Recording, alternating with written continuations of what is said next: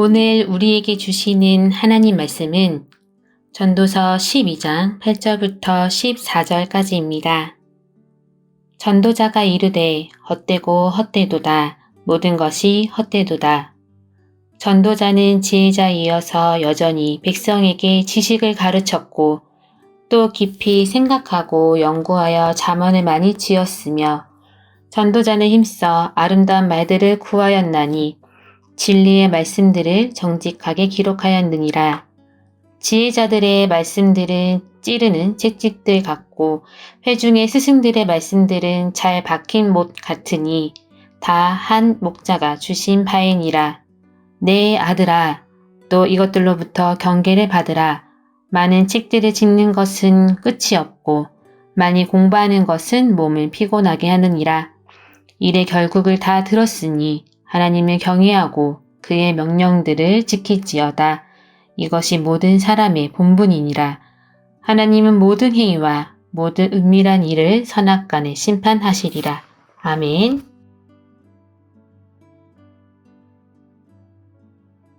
어떻게 사는 것이 사람답게 사는 것일까요? 몇 가지 단어가 생각이 났습니다. 건강, 인권, 경제력, 관계, 노동입니다. 건강해야 사람답게 살 수 있겠죠. 인권, 사람으로서 마땅히 가져야 할 권리가 있어야 하겠죠. 경제력, 대단한 부자가 될 필요는 없지만 최소한의 경제력은 있어야 하겠죠. 관계, 인격적으로 사랑을 주고받을 수 있는 관계가 있어야 하겠죠. 예를 들어 가족, 친구 등입니다. 노동, 나라는 존재의 가치와 내 삶의 의미를 알게 해주고 지속적으로 느끼게 해주는 그런 노동을 해야 하겠죠. 이런 조건들을 다 갖춘다면 과연 우리는 사람답게 살아갈 수 있을까요? 사랑하는 서문가족 여러분, 우리가 같은 믿음을 가지고 있다면 이렇게 말해야 할 것입니다. 하나님을 모르면 이상한 사람이 됩니다. 반대로 하나님을 알면 정상적인 사람이 됩니다. 라고 말입니다. 세상 사람들은 이해하지 못할 것입니다. 그러나 온 우주 만물을 창조하신 하나님, 우리를 사랑하사 그 아들까지 내어주신 사랑의 하나님을 믿고 있는 사람이라면 너무나도 당연하게 뵙게 될 말입니다. 하나님을 아는 사람이 사람답게 살 수 있습니다. 전도서의 마지막 부분을 함께 읽었습니다. 전도자는 해 아래에서의 삶은 모두 헛되다라고 말합니다. 해 아래에서 누리는 모든 것은 바람과 같은 것입니다.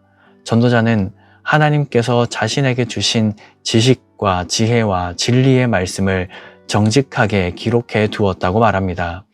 이것을 읽고 우리 삶으로 받아들인다면 우리는 해 아래에서의 헛된 삶에 매몰되지 않을 것입니다. 전도자는 이 글의 마지막에 이렇게 기록합니다. 13절에서 14절입니다. 일의 결국을 다 들었으니 하나님을 경외하고 그의 명령들을 지킬지어다. 이것이 모든 사람의 본분이니라. 하나님은 모든 행위와 모든 은밀한 일을 선악간에 심판하시리라. 한마디로 하나님께 순종하는 삶을 살아야 한다고 말합니다. 그것이 모든 사람의 본분이지요. 사랑하는 여러분, 하나님께서는 우리의 모든 것을 아시는 분이십니다. 공의로우신 하나님께서는 우리가 행한 모든 죄에 대해 심판하시는 분이시죠. 단지 행동으로 옮긴 것뿐 아니라 우리 입술로 지은 죄와 우리 마음의 계획까지도 선악간에 심판하시는 분이십니다. 그러므로 우리는 거룩하시며 공의로우신 하나님 앞에서 두렵고 떨림으로 살아야 합니다. 그러나 여러분, 단지 두렵고 떨림만으로 순종하는 것은 하나님의 뜻이 아닙니다. 전도자가 말하는 참된 사람의 본분은 사랑함으로 순종하는 삶입니다. 전심으로 하나님을 사랑함으로 순종하는 삶, 우리 하나님은 그런 삶을 우리에게 원하십니다. 하나님께서 참으로 좋아하신 믿음의 조상 아브라함을 생각해 보십시오. 하나님은 아브라함을 그냥 피조물 대하듯이 비인격적으로 하지 않으셨습니다. 서로 마음을 주고받으며 때로는 아브라함의 위치까지 내려오셔서 소통하시면서 그와 인격적으로 대하셨습니다. 그 인격적인 관계 안에서 아브라함은 하나님께 순종하였고 하나님은 그 순종을 받으셨습니다. 이스라엘의 율법이 주어졌을 때도 하나님은 마음과 뜻과 힘을 다하여 사랑함으로 순종할 것을 명령하셨습니다. 훗날 이스라엘이 하나님의 법에 불순종하였을 때도 하나님께서는 그들이 단지 법을 어긴 것으로 인해 노하지 않으셨습니다. 하나님께서는 이스라엘의 이 불순종을 마치 서로 결혼을 약속한 연인이 다른 이성에게 몸과 마음을 주는 것과 같다고 하셨습니다. 하나님은 이스라엘을 연인처럼 사랑하셔서 친히 섬기셨죠. 하나님은 이스라엘과 그런 인격적인 관계 안에서 서로를 섬기기를 원하셨던 것입니다. 심지어 하나님은 당신의 아들 예수 그리스도를 주시기까지 우리를 사랑하셨습니다. 예수 그리스도께서는 우리의 모든 죄의 값을 십자가에서 치르셨습니다. 이제는 그 예수 그리스도를 믿는 것이 의로움이며 예수를 나의 구주로 삼고 고백하는 사람이 진짜 사람답게 사는 것이라고 성경은 말합니다. 전도자가 말한 참된 사람의 본분은 사랑함으로 순종하는 삶입니다. 웨스트민스터 소요리 문답 제1문을 잘 아실 겁니다. 사람의 본분에 대한 질문이죠. 사람의 본분은 하나님을 영화롭게 하는 것과 영원토록 그분을 즐거워하는 것이라고 답합니다. 여기 영원토록 그분을 즐거워하는 것이라는 대답에 주목해 보십시오. 상대를 즐거워한다는 것은 결국 상대를 사랑한다는 뜻입니다. 성경도 이 요긴한 문답도 모두 하나님을 사랑하는 것이 사람의 본분이라고 말하고 있습니다.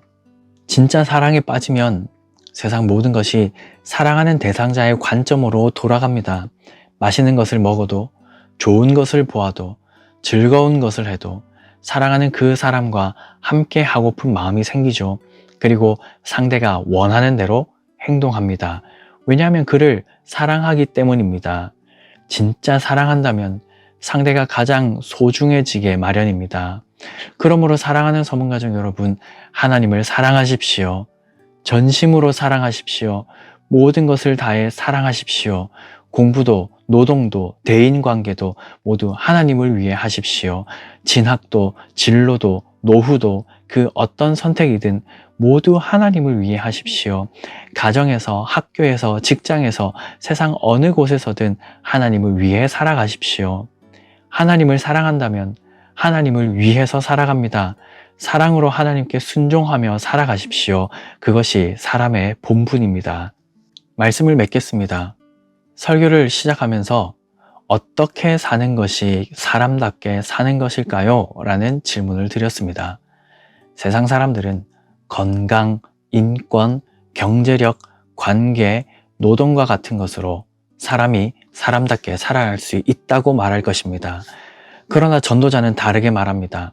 자신이 그 모든 것을 분에 넘치게 가져보았다고 했습니다.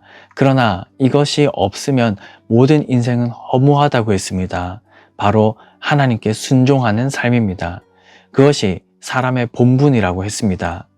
전도자가 말하는 참된 사람의 본분은 사랑함으로 하나님께 순종하는 삶입니다. 이보다 더 가치 있는 일은 없습니다. 이보다 더 행복한 일도 없습니다. 하나님을 사랑하는 자가 참으로 행복한 사람입니다. 그 사람만이 완전한 만족을 누리며 살아갈 수 있습니다.